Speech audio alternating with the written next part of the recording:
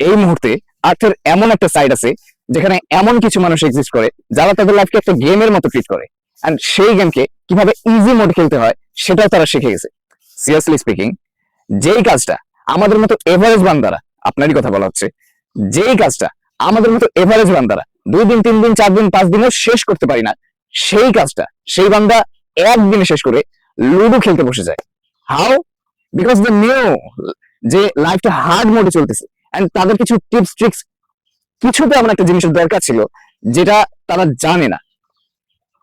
Again আপনারই কথা বলা হচ্ছে, যেটা যদি তারা জানতো তাহলে লাইফ অনেক ইজি হয়ে যেত তাদের জন্য, প্রতিটা টাস্ক প্রতিটা মিশন ইজি হয়ে যেত। আর এখানে এই মহাশয় বসে আছেন যার লাইফটা এখন পর্যন্ত ঠিক মতো শুরুও হয় নাই, এতটা ওভার সিরিয়াসলি নেওয়া শুরু করছেন যে ডিপ্রেশন, অ্যাংজাইটি, ছায়া না যে কত কিছু চলতেছে তোমার লাইফে। আমরা এমন কিছু মানুষদের দেখছি যাদের থেকে তাদের পরিবার কেড়ে নেওয়া হয়েছে, তাদের সব সম্পত্তি ব্যাংকরাপ্ট করে ফেলা হয়েছে, তাদের সবকিছু শেষ, তাদের লাইফের কিচ্ছু নাই আর। এন্ড ইন্টারনেটে যে বেজ্জতিটা হয়, দ্য ওয়ার্স্ট থিং, সেটাও হয়ে গেছে।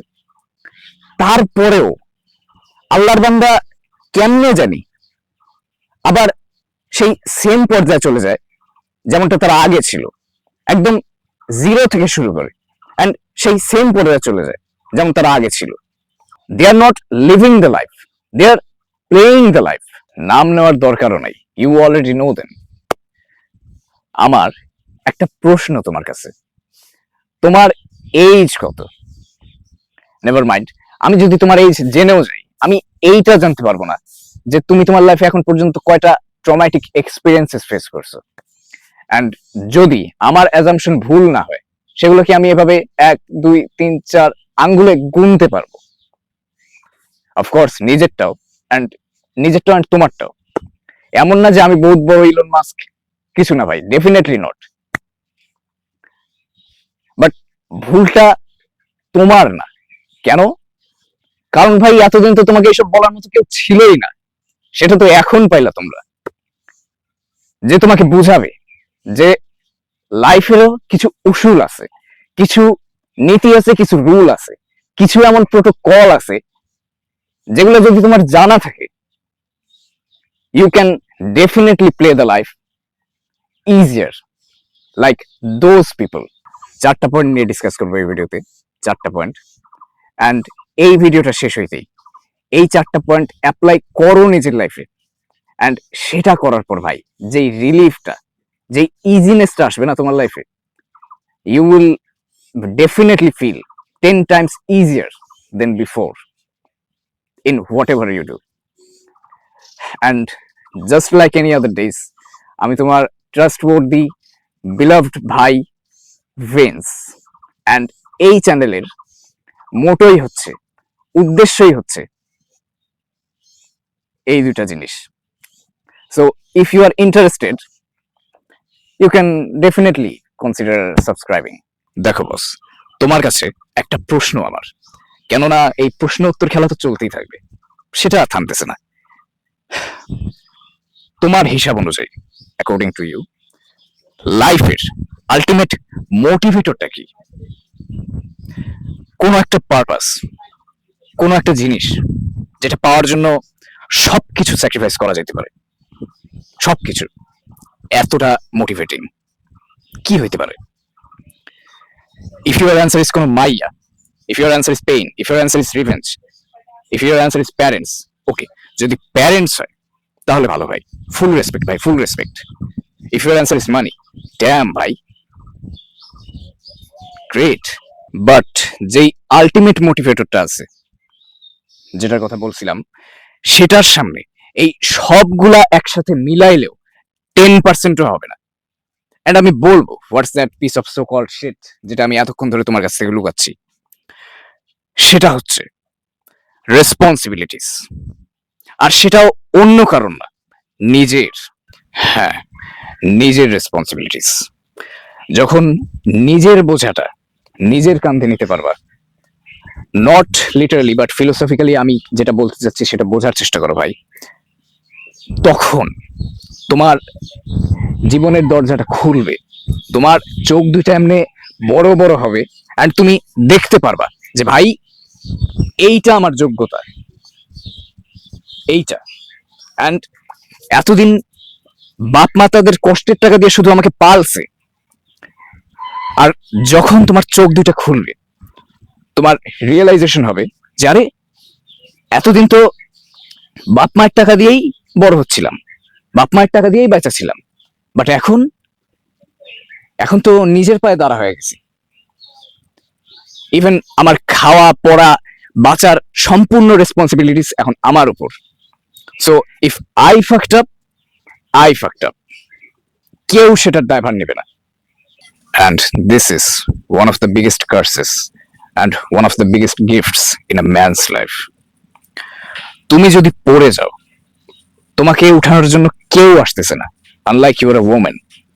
কারণ তোমার জন্য সোসাইটিতে সেই সিম্প্যাথিটা নাই যেটা একটা মেয়ের জন্য আগে থেকে প্রিজার্ভ রাখা থাকে। অ্যান্ড কমেন্ট সেকশনে এসে জেন্ডার ইকুয়ালিটির ওয়ার শুরু করে দিও না, this video is not about that. সবসময় মনে রাখিও, ইউটিউবের এই so called unknown self improvement YouTuber একটা কথা বলছিল যে লাইফে যখনই রেসপন্সিবিলিটিস তোমার কাঁধের উপর ভর করে, from the next day soon procrastination guy চামুদানে। কারণ তুমি জানো যে সৃষ্টিকর্তা বাদে তোমার উপরে কারোর হাত নাই। If you fuck up, only and only you fuck up. নিজের পুরো জীবনটাকে এই দুই কাঁধের উপর নিয়ে ঘুরে বেড়াচ্ছ, সেদিন রিয়েলাইজ করবা যে যদি তুমি প্রোক্রাস্টিনেট করো, যদি তোমার কনসিস্টেন্সি স্ট্রিক ভাঙো, ডাইরেক্ট এফেক্টটা শুধু তোমার উপরেই পড়বে, কারোর কিছু যায় আসে না। সেই দিন ফিউলটা পাবা, সেই ultimate মোটিভেশনের।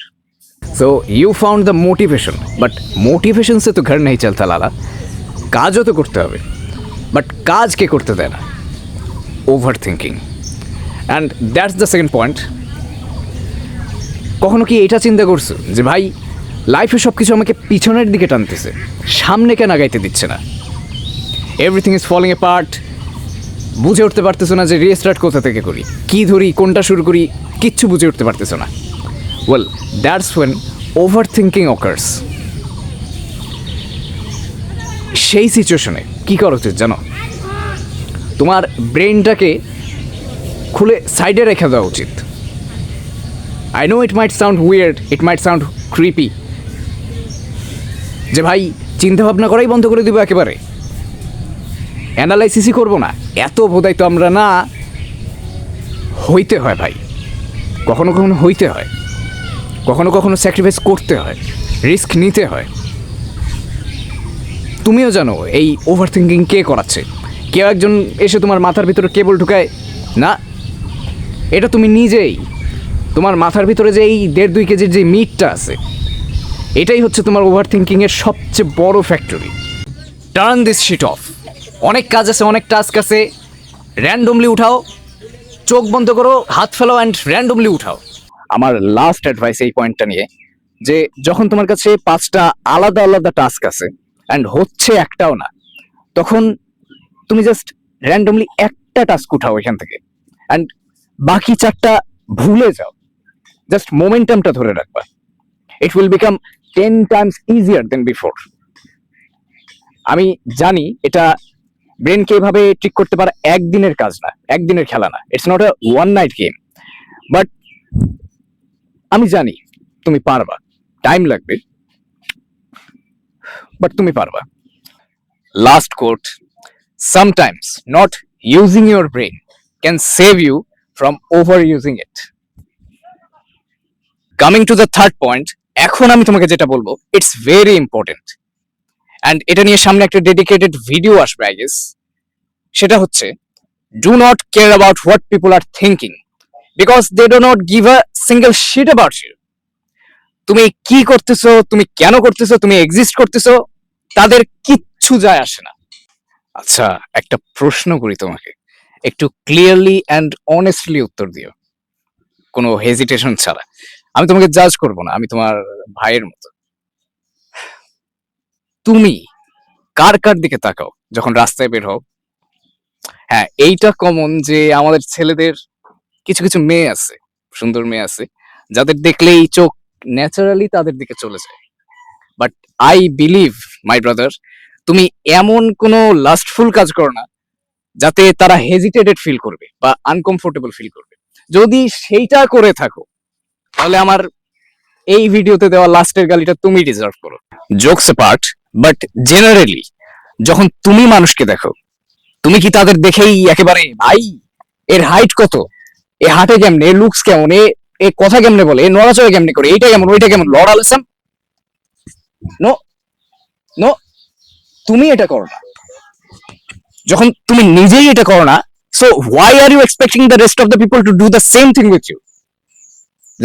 Does that even make sense? Of course not. আমি তো তোমাকে একটাই সাজেশন দিব ভাই, যে নেক্সট টাইম থেকে তুমি কোনো ক্রাউডের মধ্যে যাও, you see people around you, তারা তোমার দিকে তাকায় আছে, তোমার অ্যাংজাইটি ফিল হচ্ছে, হইতে পারে, ইটস ন্যাচারাল, বাট তুমি এইটা ভাবিও না যে তারা শুধু তোমাকে জাজ করতেই ব্যস্ত। তাদের খাওয়া দেওয়া বহুত কাম আছে ভাই, টাকায় থাকা তাদের কাজ, আল্লাহ তাদের চোখ দিছে ভাই। We can do anything with this. So আজকে থেকে তোমার social anxiety with due respect guy চামুদানে ভাগাও ভাই, ভাগাও এই জিনিসটাকে।